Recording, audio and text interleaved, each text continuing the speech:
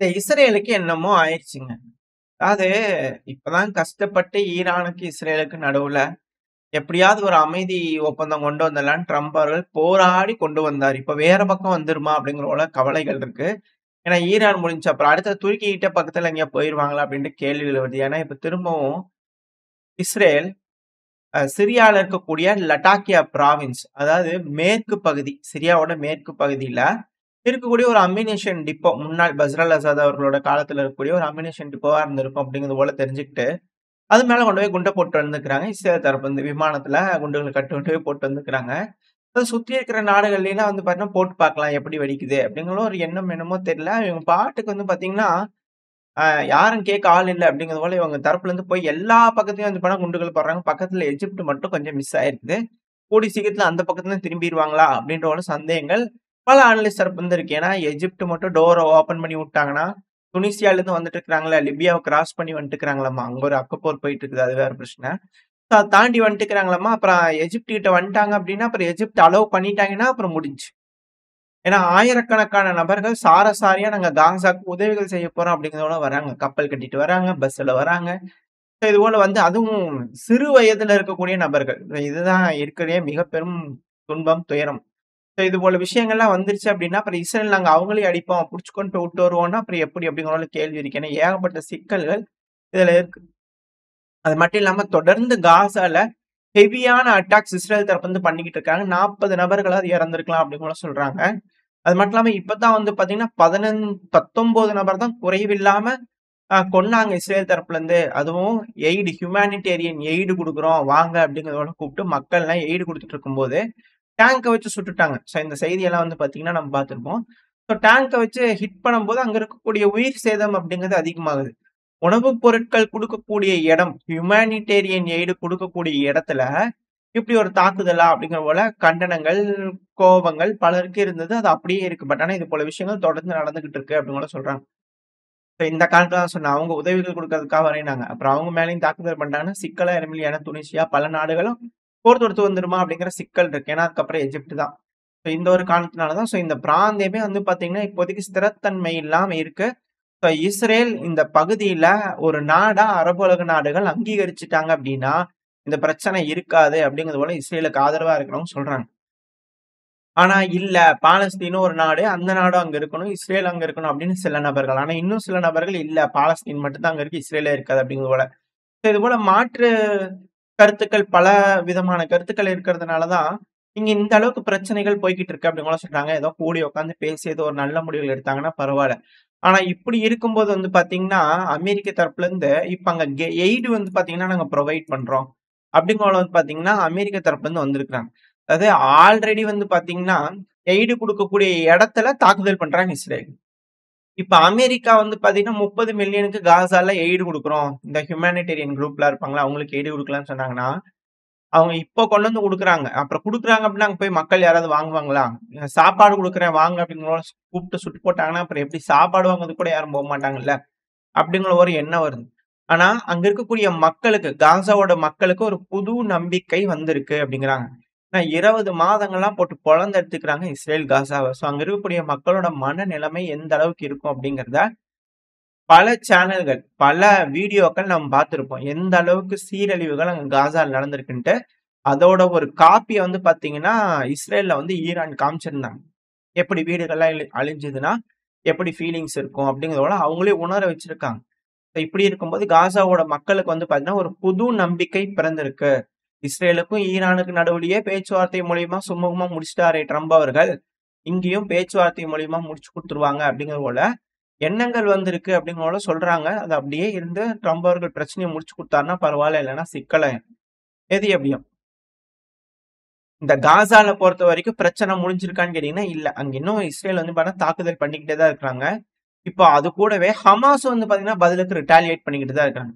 அதாவது ஒரு கான்வாய் இருந்திருக்கு. ஒரு வண்டியில வந்து பார்த்தீங்கன்னா, ஒரு ஆபிசர் அப்புறம் 6 வீரர்கள் வந்து பார்த்தீங்கன்னா, ஐடிஎஃப் சேர்ந்தவங்க. அவங்க வந்து பார்த்தீங்கன்னா, வந்துகிட்டு இருக்கும்போது, திடீர்னு அங்க ஒரு எக்ஸ்ப்ளோஷன் வச்சு வெடிக்க வச்சிருக்காங்க. ஹமாஸ் தரப்புல இருந்து இதனால 7 நபர்கள் இறந்துட்டாங்க அப்படிங்கிற போல செய்திகள் இஸ்ரேல் தரப்புல இருந்து அபிஷியலா கன்ஃபார்ம் பண்ணப்பட்டு உறுதி செய்யப்பட்டுகிட்டு இருக்கு.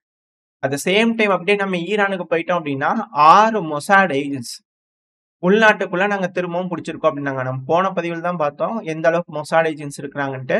இப்ப திரும்பவும் வீடியோ பதிவுகள்லாம் வந்திருக்கு. கையெறி குண்டுகள், ராக்கெட் லான்ச்சர்ஸ், ட்ரோன்கள், எக்ஸ்ப்ளோசிவ்ஸ்ன்னு ஒரு ராணுவத்துக்கு தேவைப்படக்கூடிய அத்தன விஷயங்களுமே இந்த ஏஜென்ட்ஸ் கிட்ட இருக்கு. உள்நாட்டுக்குள்ள இந்த அளவுக்கு ஆயுதங்கள் இருக்குன்னா, கண்டிப்பா மிகப்பெரும் அளவுல உதவிகள் கிடைச்சிருக்கணும்.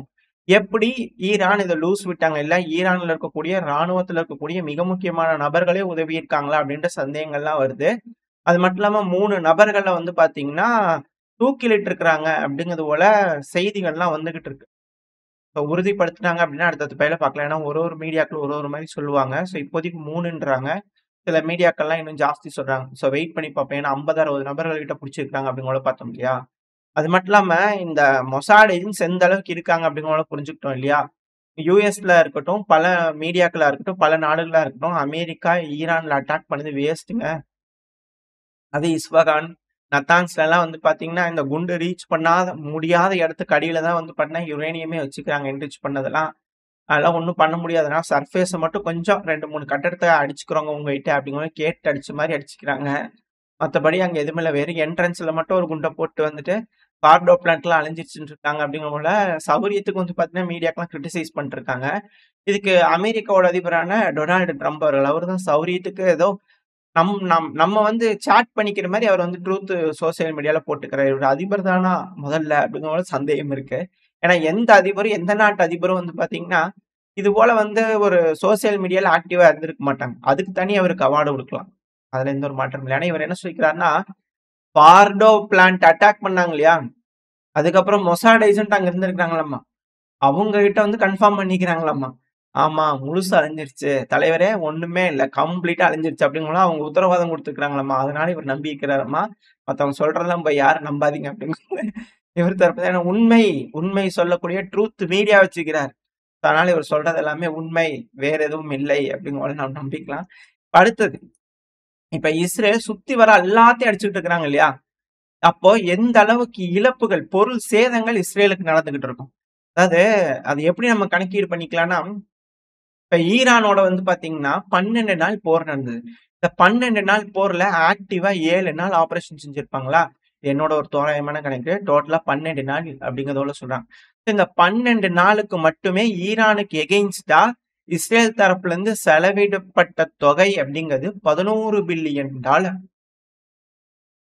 ஸோ எந்த அளவுக்கு பொருள் சேதங்கள் இஸ்ரேலுக்கு நடந்திருக்கு. இஸ்ரேலோட ஒரு வருஷத்தோட டிஃபென்ஸ் பட்ஜெட்டே $47 பில்லியன் தான்.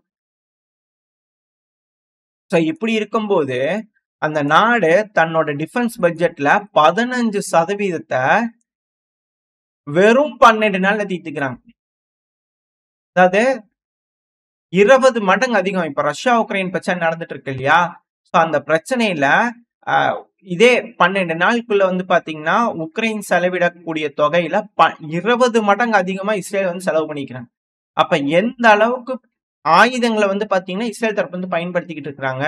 ஸோ இது போல பொருள் சேதங்கள் நடந்துட்டு இருந்ததுன்னா, இஸ்ரேல்னால எப்படி சஸ்டெயின் ஆக முடியும்? அதுவும் அவங்க நினைக்கக்கூடிய கோல அவங்க ரீச் பண்ணாங்களா? அப்படிங்கிறதெல்லாம் இங்க இருக்கக்கூடிய கேள்வியா இருக்கு. எது எப்படியோ இஸ்ரேலுக்கு மேலும் மேலும் மோசமான சூழ்நிலை உண்டாயிட்டு இருக்கு அப்படிங்கிற மாற்று கருத்துல. At the same time anti Israel protest, bro Palestine protest அப்படிங்கிறது உலகத்துல பல நாடுகளையும் நடந்துகிட்டு இருக்கு. ஸோ அது போலதான் வந்து பண்ணா லண்டன்ல திரும்ப வந்து பாத்தீங்கன்னா புரொட்டஸ்ட் நடந்துகிட்டு இருந்திருக்கு. ஸோ அதுல 7 நபர்கள் வந்து பாத்தீங்கன்னா பிடிச்சிருக்காங்க.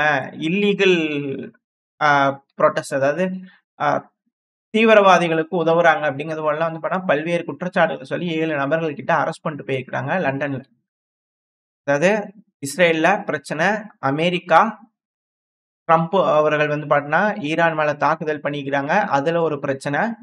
இஸ்ரேலை சுத்தி இருக்கக்கூடிய பல நாடுகளுக்கும் பிரச்சனை. பல நாடுகள் மேலயும் தாக்குதல் பண்றாங்க. மிடில் ஈஸ்ட் ஒரே அமளி கும்பலியா இருக்கு. அப்படியே கொஞ்சம் பக்கத்துல வந்துட்டோம் அப்படின்னா காக்கசஸ்.